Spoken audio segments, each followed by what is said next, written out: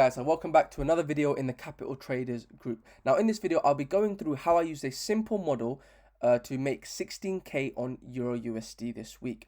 Now this setup was shared with CPT members, and it also got a student funded on his FTMO account, which I will leave a screenshot of here now. So without further ado, let's get into the video. Now, with this Euro USD setup I was looking at, I was basically seeing this continued push to the upside, right? We saw this liquidity grabs on the lows, right? And we're seeing price push up to clear this liquidity level here. We had this clear equal highs as a reference point. Now I understood that I was looking for a bearish reaction. So mainly because before we can't have a simple push to the upside, right? I was looking for a corrective move to the downside before we saw that next impulse to the upside, right? Because mainly the way the market works, it moves in waves, right? It doesn't move in one direction solely, right? The market moves in waves, especially currencies, because of them being so heavily hedged. Now, the main zone I was looking for shorts from was, if I show here on the left, was this level here. Now, the reason I first started looking at this level for shorts, if I mark out now, is mainly because this was the this was the last reference point before price made the new low, right? But as soon as price came up to this level, it came up so aggressively and it filled the heavy part of the zone. I removed this supply region because I understood that because price came to the extreme level so aggressively, with very little reaction, I knew that price was likely going to range before pushing up higher. Now, if I and the fact that I further looked at the zone, I understood that there's a bit of liquidity here, a relative equal highs as I would call it. So then I started to look at this zone, right, which was just above this previous zone. And the reason I like this zone better is because we had strong inefficiency in price, which I'll mark out with a highlight here, right? We had this clear inefficiency in price that needed to be filled. So then I refined this zone further to come and fill the imbalance onto this level. So then I was heavily monitoring this zone for sells, which I will leave mark out here, right? So let's see how price reacts from this zone. Now, a limit trader could easily take this position, leave a limit order here at the 50% level, which some traders do because it is a high probability region. So you could have easily just placed a limit order at the 50% level of this region, which would be here if I marked that out correctly. So that's the 50% level. Now, obviously, I don't trade that way, right? I like to wait for confirmations as it increases the probability of the move that is to come, so I can use a little more risk, which is the way I like to trade. So let's go ahead and see how price plays. Right, price comes right into that zone, and if you did take that that limit order, you'd have a stop loss about 40, and you could ride price down to wherever your target region is. Now, my target region was basically this level here, right? This region here and this region down below here. Now, the main reason I like these this main region down below here is, again, if you guessed it, is all this price inefficiency left above. Now, the reason I like this region is because it's a likely zone that we saw that will likely see a reaction from. So I knew it was a good place to take partials or take majority position of my profits out, okay, depending if price did not come down to this level. Okay, so these were my two main target regions that I liked. Okay, now if I break this down, I didn't take the limit order trade, mainly because that's not the way I trade. So the way I took this position was using the 3 taps. Now, the 3 taps is a simple model I like to use, but it's in essence a Wyckoff theory simplified. Okay, it's basically when you see, if I mark it out using a highlighter, it's when you see 3 taps in price. So you have the preliminary test, the secondary test, and then the spring, which takes out these 2 liquidity reference points. And then that's when you see the last bit of sell orders being accumulated before you see that big push in price. So essentially, this is where I took my short position. It's where when I saw that 3rd tap and that wick fill within to fill my zone, I understood there's a very large probability of price to now see that reaction to the downside, which is, I believe my entry was around this level, my first entry, and my wick and my entry was just my SL was just above the wick, because I understood it was a big wick fill and price will likely come back and fill this wick in the future if it didn't already. So that's why I took I took the entry there. Now my first profit target for this position was the Asia low. Now if you remember before, I've referenced this before a lot of times. Asia highs and lows always get taken. Majority of the time, they always get taken if you backtest this enough. So once I understood that, I saw that the Asia high got taken, right? But the Asia low was still left untapped when it came within this region. So that was my main first target. And that's where me and the team took profit. We took about 25% profit off this level as soon as price came into that level. And it offered about 2.85 R position. Now the reason I took position partial here and not here on this position, mainly because of that wick fill. I didn't like that wick fill, and I understood that price was likely going to come back and retest that level. And if you see shortly, price does that exact thing. So what I end up doing is, once we took profit on this level, we end up coming back to break even. So if I go on the 5-minute time frame, what zone I had marked out was here, right? I had this full zone marked out here, mainly because I like this zone, okay, and I saw that price was likely going to come back and fill this zone, okay. So that's why I left my limit order.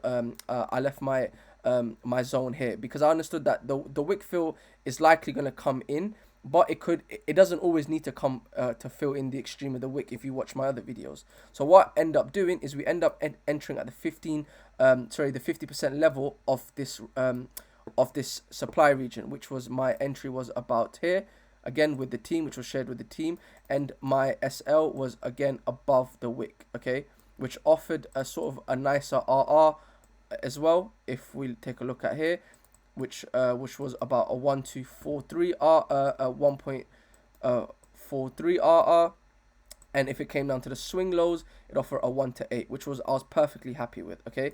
So that was our my first entry on Eurusd. Well, technically my second entry, as we got stopped out on break even, but because we took profits here, I was comfortable on re-entering, as the confluences were built in my favor. So let's go ahead and see what price does. Right, price gave me the reaction I was looking for, and I was looking to target again the Asia low here, right? Now this Asia low I was looking to target minimum, right? And let's see what price does. Again, we see a bit more consolidation, and then price comes back down. Now, another thing I was liking when I was seeing this region was this sort of this liquidity point here, right? Which you see here. You see this relative what you can refer to as trendline liquidity, right? Which is basically where retail traders will base this their selling region or their buying regions from. But in essence, it's just liquidity points that will likely get cleared in the future. So once I understood that this liquidity point was going to get cleared in the future of all these lows, right, I wanted to take another short. Now, because I, again, taken profit from this region, and I was break even here, so I was comfortable with entering another position, right, which I did. I ended up looking at another short position here if price allowed, offered a sufficient enough pullback, which it did. Now the reason, the zone I was looking at for an entry on my sells was, if I go on the 15-minute, just to be a little more simplified, was this region here. Now the reason I like this level here is mainly because this was the prominent zone that took out, that basically took out the Asian high here, right? You got to see this was the Asian high. It took it out before it pushed down. And it also, if I move this to the left, it also took out all these prominent zones here, right? It took out all these structure points to the left, okay? So once I saw that, I knew that this was a nice, there was a lot of sell orders accumulated at this level, and it was a prominent zone where I could take my sells from, right?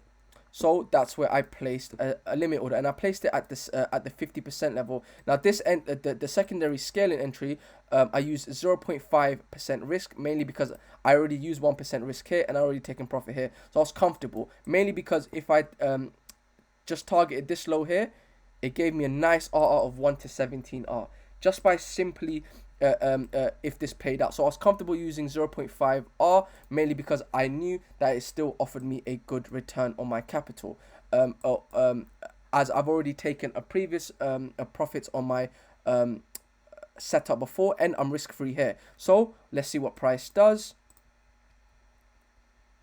See a bit of consolidation during London, and then we come into New York, and then we get, now the reason another confluence that was built is we came into that previous zone, right?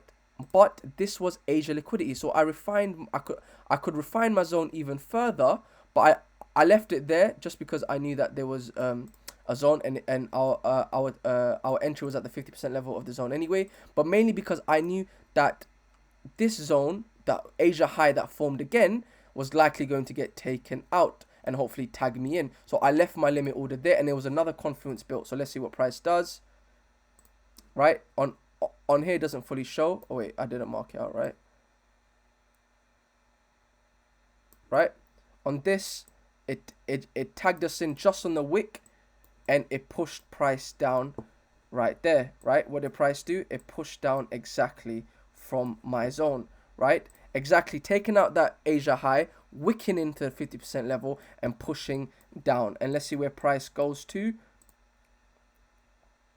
It comes right to the downside where I was targeting for the first region of my zone. Now the reason we end up taking a big chunk of about 80% of our profits at this level, mainly because it was Friday. When price came within this level, it was Friday, and then on Monday when price pushed down, I knew that we're likely going to see some sort of reversal come in. So we end up taking a big a majority profits within this level as it was the end of the week and start of the new week, and we saw that start sell off. So I knew that there was going to be a likely a midweek reversal, which is something you see a lot of the time on currencies in particular. But that was a very simplified version of how and why I took these three positions. Actually end up getting taken out at break even on the first one with partials taken, and then 1% here and then 0.5% here. Again, I'll leave a screenshot of my entries showing you guys I'm not just, you know, randomly charting this on TradingView. I actually took these trades, so I'll leave a screenshot of that here. And you'll see that I actually got these what you like to call sniper entries at the tops of the wicks, and which was shared with members, and actually got a student funded and got him 10% just by using these two setups, which was shared with the members. So I hope you guys enjoyed that video. If you did like it, please like and subscribe, and let me know what more type of content you guys like to see as well. Also, feel free to check out our public Telegram group, which link will be in the description down below. I regularly share setups, and I sometimes give free trades as well, so feel free to check that out. And it is Black Friday coming up, so Black Friday is today. So this weekend, if you guys do want, I will do some sort of sale for 50% or whatever, just so that if anyone is thinking about trying out the service, you can try it out for a discounted price. So if you guys do want to do that, hit the link in the description, and I'll get that out for you guys. That will only be live for this weekend. So with all that said and done, I'll see you guys on the next one. Bye bye.